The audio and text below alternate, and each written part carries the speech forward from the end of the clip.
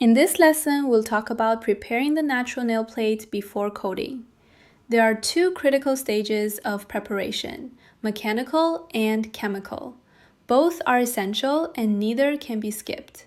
Mechanical preparation is done with a file. Chemical preparation, also called product-based preparation, includes a cleanser or degreaser, a dehydrator, and a primer. A very important rule: once the nails are prepared, the client must not touch their phone, hair, or skin. If this happens, the nail must be buffed and degreased again. Even better, warn the client in advance to put their phone away and avoid touching their face or hair. This is especially important for clients who wear makeup. Phones also carry facial oils. All of this must be removed because adhesion and oil are incompatible. Pay close attention to the composition of your degreaser. Make sure it does not contain lipids or glycerin. These ingredients are often added to prevent overdrying, but they significantly interfere with adhesion between the artificial material and the natural nail. Always check your cleanser. You can also use 90% isopropyl alcohol for degreasing, or choose a dehydrator from In.Hype. In 90% of cases, lifting occurs due to improper nail preparation. I recommend studying the anti-lifting guide in detail. You can find the link in the description below. Don't just look through it. Analyze each cause carefully and think about whether an error may be happening at one of these stages in your work.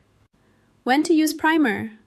Primer should be used only when enhanced adhesion is needed. To determine this, first identify the nail type. For example, hyperhidrotic nails or overfiled nails with a damaged dorsal layer require additional adhesion. The second factor to consider is the acidity of the base coat. We have a video on our channel explaining how to determine base acidity. For example, In.Hype Elastic Base has a pH of 4, which means it is medium acidic, so primer is not mandatory. If the base is neutral, primer is recommended. For damaged nails, the best solution is a low acid base combined with an acid-free primer. In.Hype offers a suitable acid-free primer. These primers still contain acids necessary for adhesion, but in very low concentrations. The client was wearing a base coating for too long, and now there are liftings.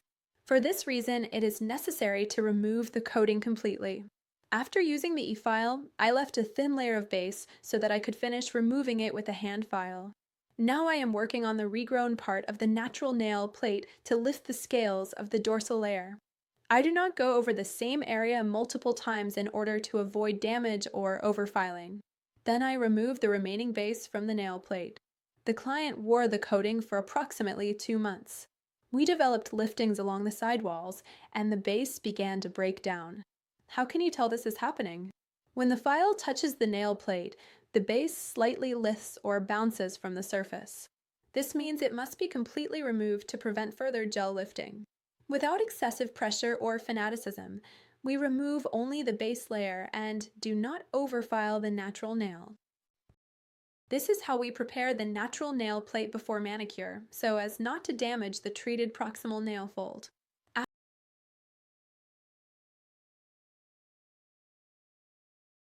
After the manicure, we additionally lift the scales of the dorsal layer in the cuticle area and along the sidewalls, because there is a high probability that they may have been smoothed out by the diamond bit. Using the sharp corner of a buffer with very light movements, we gently lift and buff this area where the diamond bit was used. We do this very carefully without injuring the skin.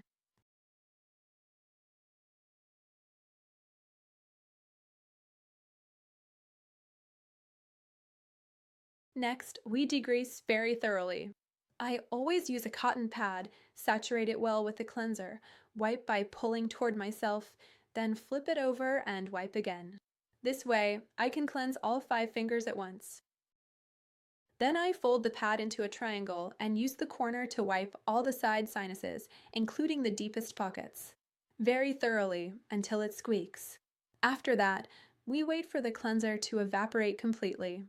Before applying the primer, I thoroughly wipe the brush against the neck of the bottle. We apply the primer with a semi-dry brush, without overlapping strokes, applying it in lines that do not intersect with each other. The base will be applied in a thin to medium layer, not as a rubbing layer. We take a small drop and apply it evenly in a thin to medium layer. Near the cuticle, we apply with an offset from the sidewalls of about 0.5 millimeter. We do not touch the growth points. The free edge is fully coated. Then we repeat the same on the other side again, not reaching the sidewalls and not touching the growth points. The free edge must be fully covered, starting immediately after the growth point. Next, we take a thin brush with a small drop of base and draw lines along the sidewalls, slightly above the growth points and toward the free edge. This creates additional shock absorption. Gel is a rigid material, and if we do not create this extra cushioning, it will begin to bounce off, especially along the sidewalls and the free edge. That is why we add these additional base strips for reinforcement.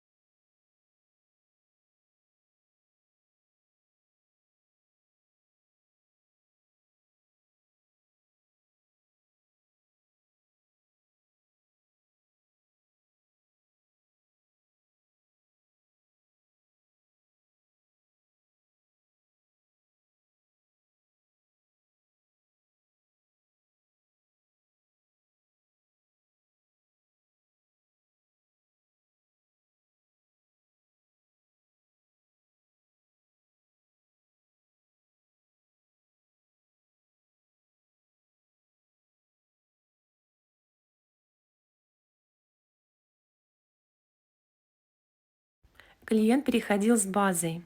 Необходимо полностью снять покрытие. Тонкий слой после фрезы я оставила базы, чтобы доснять его пилкой. Сейчас я прохожусь по отросшей части натуральной ногтевой пластины, чтобы поднять чешуйки дорсального слоя. Не прохожусь несколько раз по одному и тому же месту, чтобы не повредить, не перепилить. И снимаю остатки базы с ногтевой пластины. Клиент переходил примерно 2 месяца. У нас пошли отслойки по боковым стенкам, и база начала разрушаться. Как это понять? Она от движения пилки, от соприкосновения с пилкой с ногтевой пластины слегка подскакивает. Нам необходимо полностью ее снять во избежание дальнейших отслоек геля. Без особого фанатизма нам необходимо снять лишь базу. Натуральный ноготь не перепиливаем.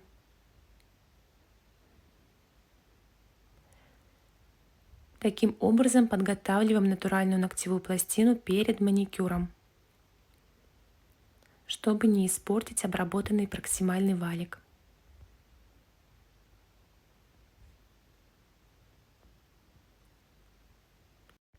После маникюра дополнительно приподнимаем чешуйки дорсального слоя в зоне кутикулы и боковых стенок, потому что велика вероятность того, что алмазной фрезой они могли сгладиться.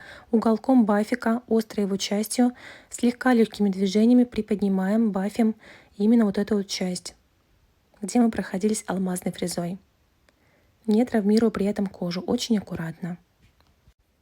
Обезжириваем очень тщательно. Я всегда беру ватный диск, очень хорошо его смачиваю в обезжиривателе. Стягиваю на себя, переворачиваю, протираю снова. Таким образом я протираю все сразу 5 пальчиков.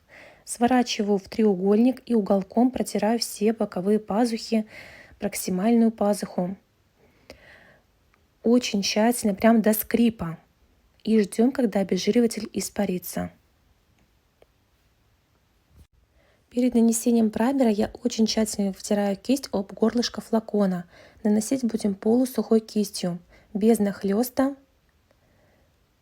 линиями, так, чтобы они между собой не пересекались, чтобы не получилось обратного эффекта от праймера.